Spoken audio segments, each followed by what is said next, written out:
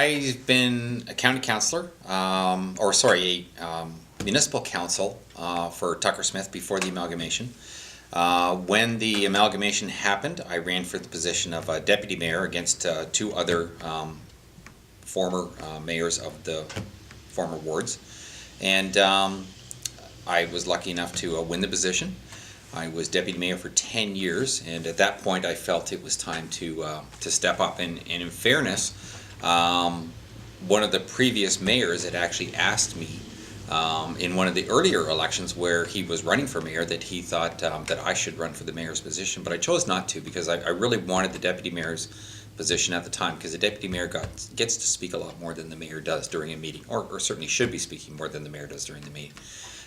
So that's why I wanted that position for so long. I loved the fact that I had such a good handle with my experience between being a councillor and then also with deputy mayor being on county council that it was time to step up to the mayor's position. I guess it depends on what you're looking for out of the job. I certainly didn't take the job for the pay by a long shot.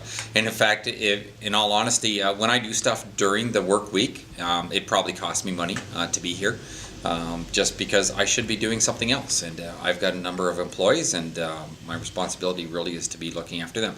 But I enjoy the job I do for the council. So I think it's a sacrifice that's well worth making.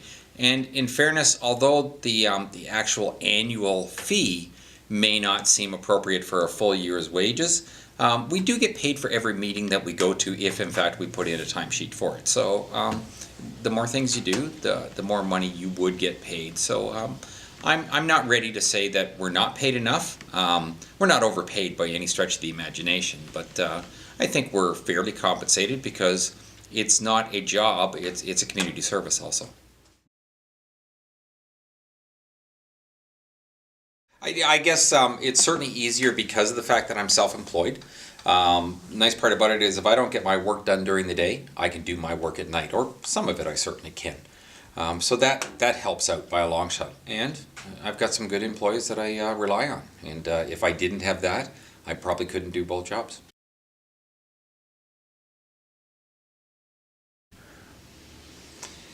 That's really a tough question. It is. There's been some tough situations over the course of the 20-some years, and sometimes you really question, is it worth it? Should I run again? And I've tossed that question around, and I'm sure other councillors have done the same thing. But until I decide that I've got other things that are more important to do, I may just stay running for the position. And I guess what it comes down to is if the public are happy with the effort I'm putting out for their best interest. I have a problem with those positions, and don't get me wrong, I don't have a problem with the people that run for those positions. I have a problem with the fact that the leader basically gets to determine what people get to say.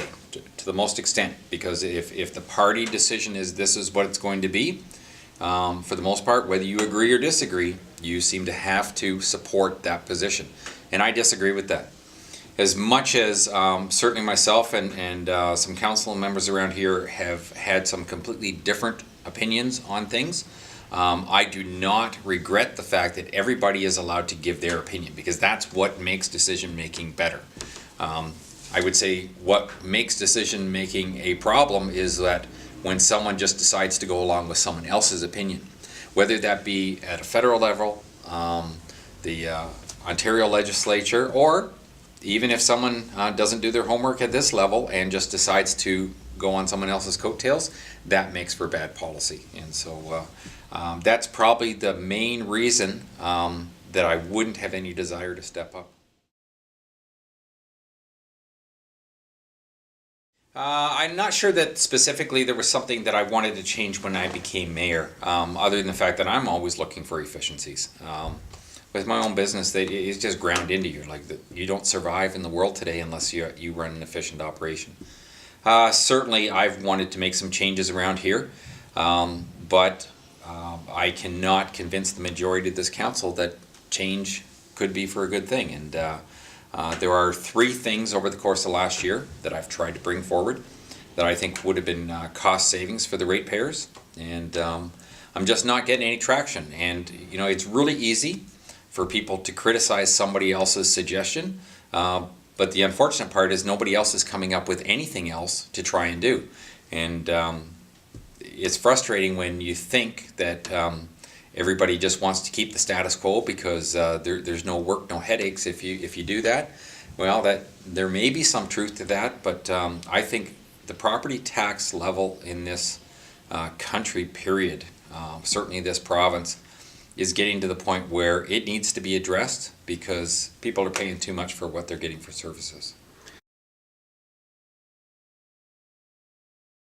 Actually, it's not difficult at all. No. You literally wear 2 different hats when you're doing it.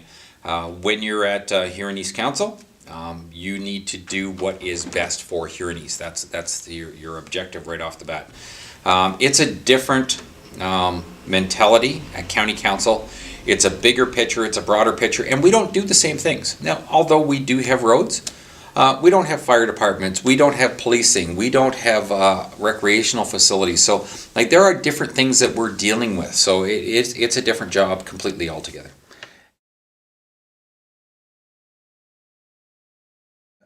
Yeah, I had actually raised some issues at County Council about the fact that the amount of money that ratepayers have to pay on their property taxes to go towards health care, and health care was never supposed to be subsidized through property taxes. And unfortunately, we're sometimes held over a barrel that if we don't do something, we could lose some of those health care services.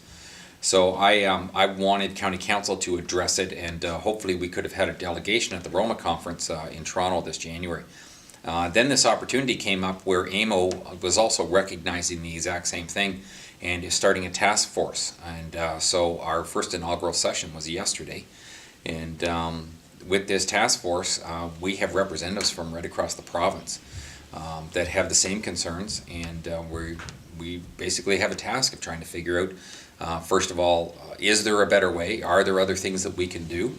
And to try and put a package together to represent to the province and see if we can get some changes made.